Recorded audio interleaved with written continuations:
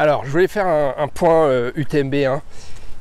L'UTMB a démarré, vous le savez, cette semaine. Enfin, c'est la semaine de l'UTMB. Mais vraiment, la course qui intéresse quand même tout le monde, c'est la course qui a lieu en ce moment même.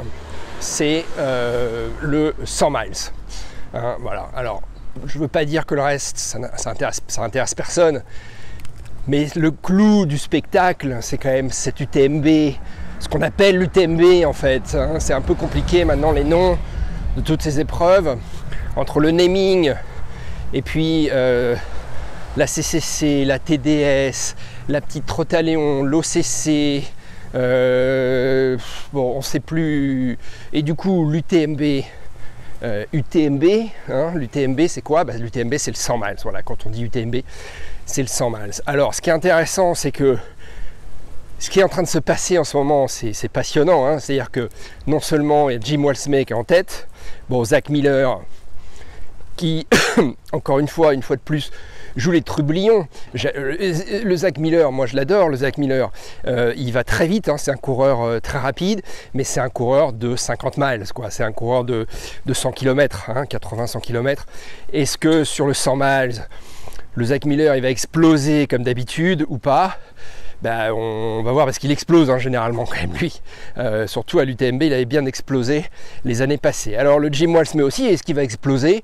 Ça c'est quand même toute la question. Ou est-ce que son séjour, son année, ces 2 années là, j'allais dire sabbatique, mais pas du tout sabbatique parce qu'il a bien bossé. En France ont été fructueuses, on va le savoir.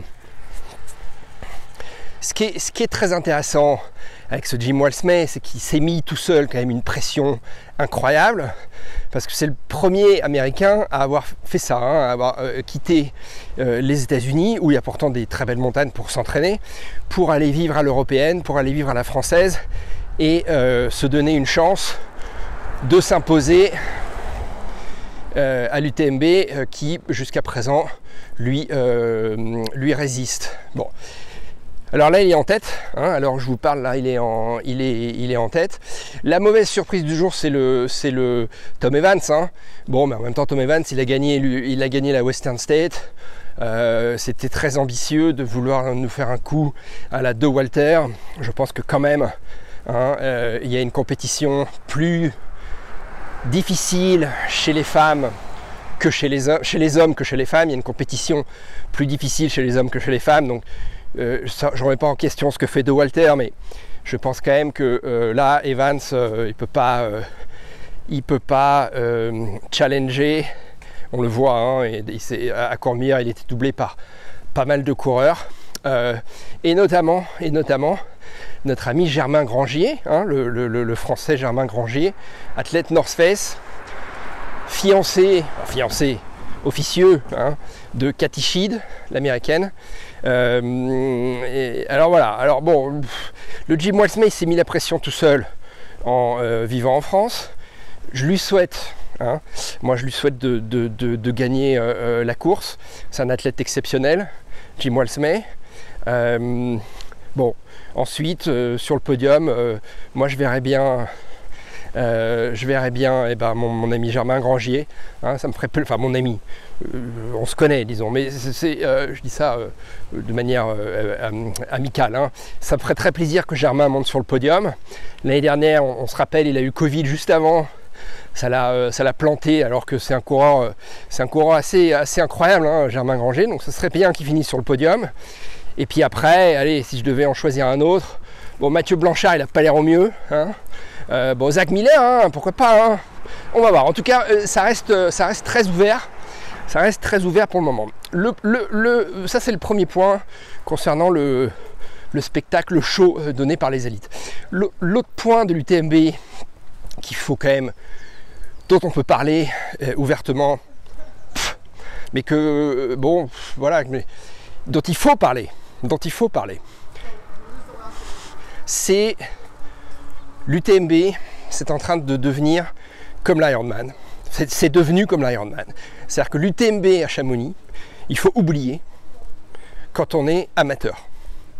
Quand on est amateur lambda, qu'on n'a pas de velléité de compétition, ou qu'on n'a pas un gros portefeuille ou un niveau qui permet de se qualifier en élite, il faut oublier l'UTMB à Chamonix, parce que c'est trop compliqué pour s'inscrire.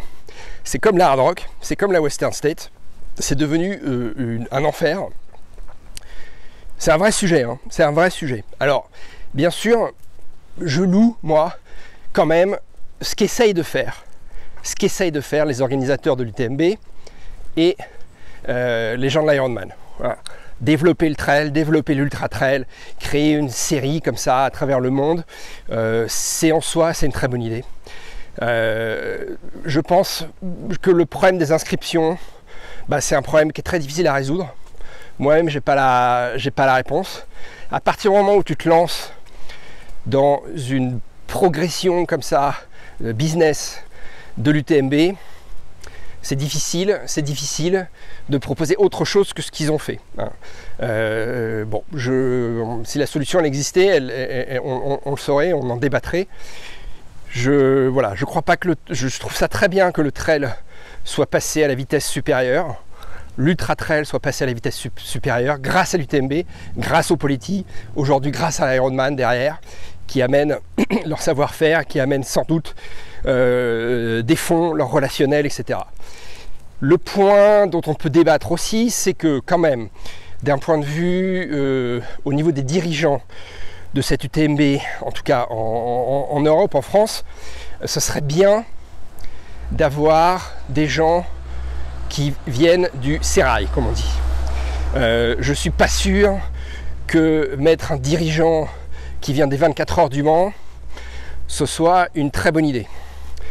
Peut-être que c'est une bonne idée d'un point de vue business, mais le trail running c'est pas que du business, l'ultra trail c'est pas que du business, et donc je suis pas sûr que ça a été une décision, la décision la plus heureuse qui soit, hein. On peut facilement quand même comprendre que quelqu'un qui vient des 24 heures du Mans, qui a jamais fait d'ultra trail, qui a jamais fini un 100 miles, je m'avance un peu en disant ça, mais je pense pas qu'il ait jamais fait ça, ce monsieur contre qui j'ai rien en soi, hein. Je trouve pas juste que le move, le choix est pas forcément le meilleur, et ça m'amène au point suivant, c'est-à-dire que quid de la protection de l'environnement. La protection de l'environnement, c'est quand même un point essentiel auquel le développement du trail est confronté, et pour le moment j'ai pas l'impression que ça soit mis en valeur, que ce soit une valeur très forte, et je le regrette. Voilà. Je trouve que ça c'est quelque chose qui est en train de passer un peu à la trappe. On va voir, hein, les images qu'on va nous montrer cette année, mais les images que j'ai vues l'année dernière avec Kylian Jornet et Mathieu Blanchard à la bagarre sur les sommets, sur la fin de course, avec des dizaines et des dizaines, peut-être des centaines de gens tout autour d'eux qui courent avec eux, c'était un peu le cirque. Et je pense pas que les gens de l'UTMB devraient à ce point se vanter d'avoir autant de participants à l'UTMB Chamonix. Je pense que quitte à faire, je pense qu'en ce moment ils ont un peu, comme on dit, le cul entre deux chaises, c'est-à-dire qu'ils veulent rester populaires, mais ils ne le sont pas, parce que le problème des inscriptions, et en même temps ils veulent être un truc exclusif, et la protection de l'environnement, c'est un discours qu'ils tiennent, mais c'est pas un discours dans les faits qui se vérifie dans les faits. Et ça m'embête profondément. Alors, je vais essayer de traverser la rue sans me faire écraser. Et je pense que une solution à ça, c'est de limiter le nombre d'inscrits à l'UTMB. Hein. Alors c'est difficile de résister, hein, parce que j'allais dire comme ils l'ont fait à Kona. Bah oui et non. Hein. À Kona en Ironman. Hein. Oui et non, hein. Ils l'ont pas fait, hein, parce que Kona, ils développent ça tellement, enfin ce que j'appelle Kona, c'est la finale du World Championship Ironman, ils développent ça tellement qu'ils ont dû se déplacer de Kona et faire les hommes, enfin diviser les hommes et les femmes, hein, pour ceux qui savent pas plutôt. Cette année sur le championnat du monde et dans les années à venir, ça va être la même chose. Championnat du monde Ironman.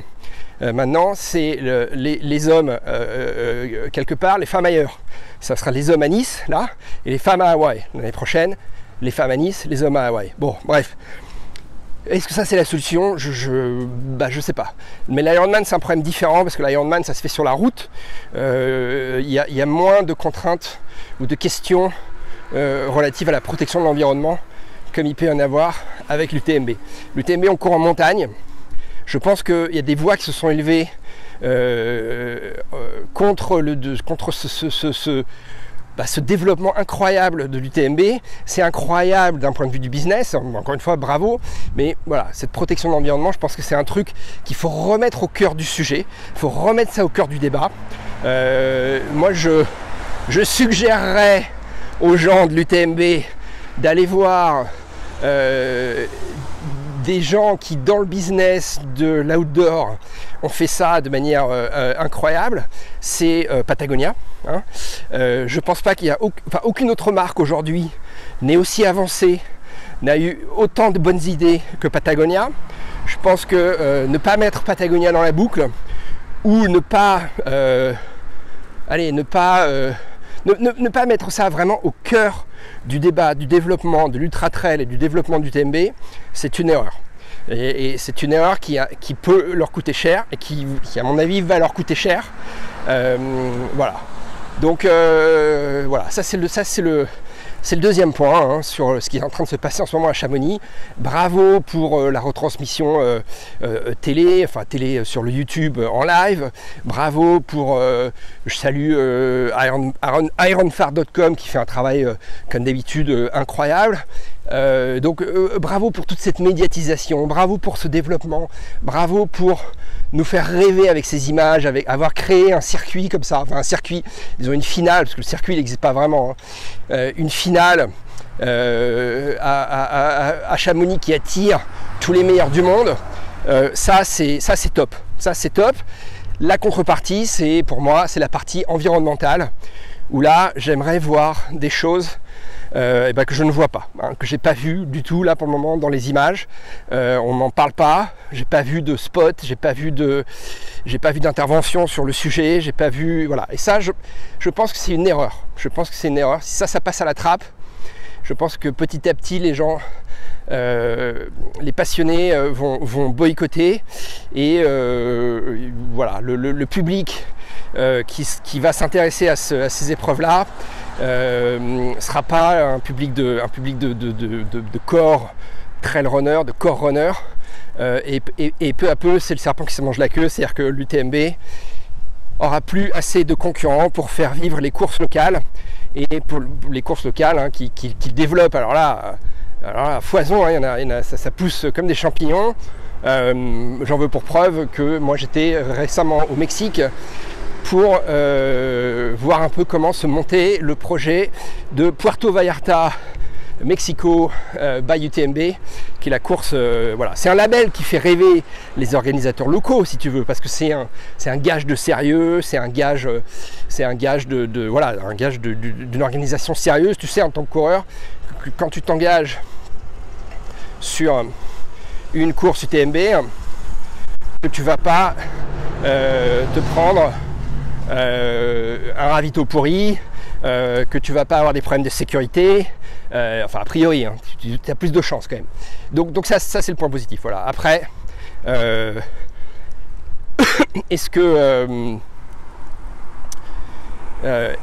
qu'il va y avoir suffisamment de coureurs à travers la planète pour faire vivre ces circuits, pour faire vivre ces courses? C'est pas sûr. Je sais pas le ticket d'entrée pour pouvoir mettre ton label UTMB combien il coûte, mais c'est à voir. Et je pense que si l'UTMB, Ironman / UTMB ne mettent pas en avant encore une fois le volet protection de l'environnement, je pense que c'est un truc qui va pas fonctionner. Voilà.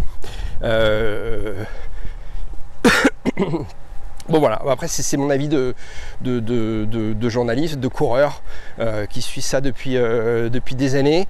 L'UTMB, donc quand on est amateur, je terminerai, c'est ma conclusion, il faut mettre ça derrière soi. Vous n'avez pratiquement plus aucune chance de pouvoir participer à l'UTMB en tant que coureur amateur.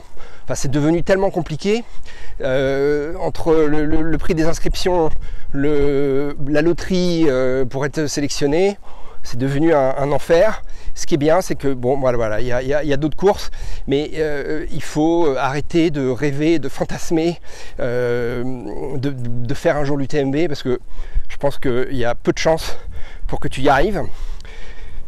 Et je trouve ça bien évidemment un petit peu triste, mais c'est le prix à payer aujourd'hui, c'est comme ça, c'est le prix à payer pour avoir un circuit qui fait rêver, pour avoir une finale qui passe bien à la télé, que tu regardes. Moi le truc il est en live chez moi là, et il va être en live pendant les 20 heures, les 24 heures de la course. Donc voilà, parce que tu as tous les meilleurs du monde et que ça fait rêver. Voilà, bon. L'autre point positif de l'UTMB, si tu veux, c'est que le business, ça crée du business, tout ça. Mais donc, comme ça crée du business, ça crée, voilà, c'est, alors, comment dire, oui, c'est l'argent, voilà, c'est le pognon, c'est le business, tout ça. Mais ça veut dire quoi, le pognon, le business? Ça veut dire des jobs aussi.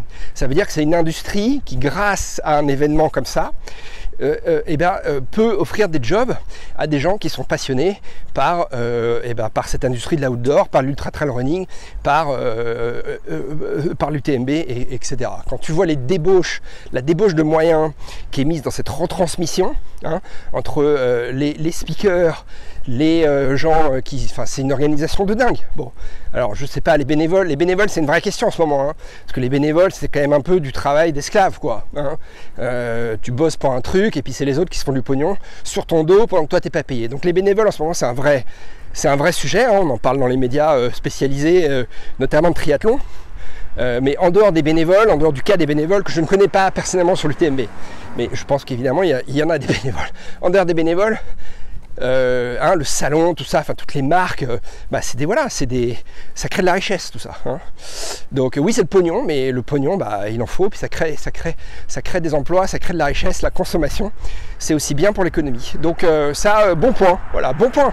Mais si on n'a plus de planète, ça servira un petit peu à rien.